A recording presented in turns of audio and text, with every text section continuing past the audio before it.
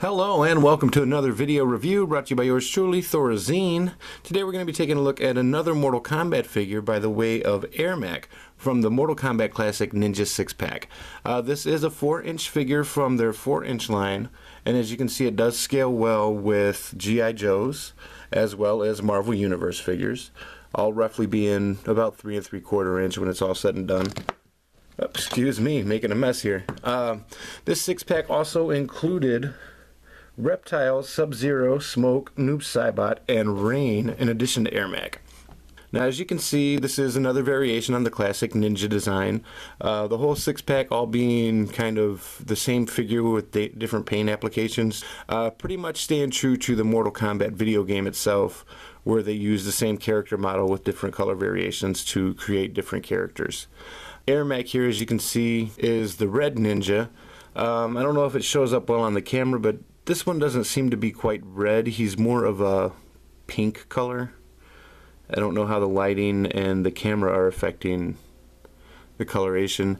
It is a slightly odd coloring for the character as I remember him. He may have been slightly pink in the video game, but I always kind of remembered him as being red. The only qualm I really have with these figures are that they tend to use a matte finish on their paint applications, which gives the paint kind of a dull look and kind of cheapens the overall feel of the figure. They also tend to use a slightly rubbery plastic, which doesn't quite hold paint applications too well. You can notice there's already some chipping of the paint there in the elbow just from that initial move of the arm. We can cover some of that light so that you can see it. Not a deal breaker for me. I don't normally play with my figures or pose them around too much. Usually once I'm done shooting a review, whether it be photo or video, most of these figures go on a shelf and they hardly ever get moved again. So I'm not as concerned with playability on the figure. But for some of you collectors that may be interested in more play wear on your figures, it is something to keep in mind. Let's go ahead and take a look at the articulation here. The foot is attached with a typical peg and hole assembly, as well with a hinge there in the ankle. The hinge allows you to tilt the foot down and up, as well as rotate the leg or the foot at the ankle 360 degrees. The knee is single hinged, which allows 90 degrees of motion there at the knee, as well as a swivel point that provides 360 degree rotation. The hip is ball jointed, which allows for 90 degrees of lateral motion, as well as about the same in the forward direction. Not so much in the backwards motion, as the hind quarter here kind of gets in the way, but you can also rotate the leg 360 degrees there at the hip.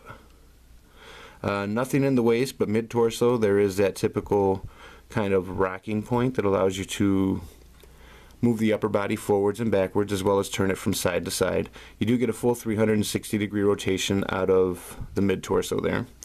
The hand is attached with the typical peg and hole assembly, allowing for 360 degrees of rotation there at the wrist. The elbow is single hinged, allowing for 90 degrees of motion, as well as 360 degree rotation at the elbow. The shoulder has the standard ball hinge as well as swivel point, allowing for a little over 90 degrees of lateral motion, as well as 360 degree rotation there at the shoulder. The head is attached with a ball joint, which allows you to move the head forward as well as backwards.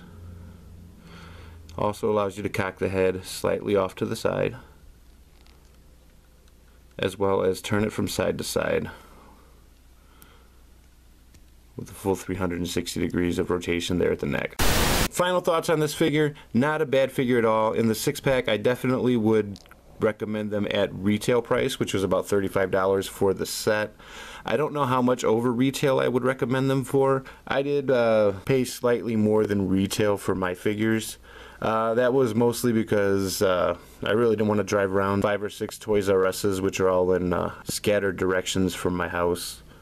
I figured I would save the gas money and just bite the bullet and pay the eBay price on them. That's me though. I typically spend quite a bit of money on toys in general, so I don't mind going a little bit above retail when I really want a figure or a set of figures. For your average collector though, I don't know really if I could suggest them at any more than retail. $35 for a 6-pack is not a bad deal. It's about $6 a figure by the time you figure in tax.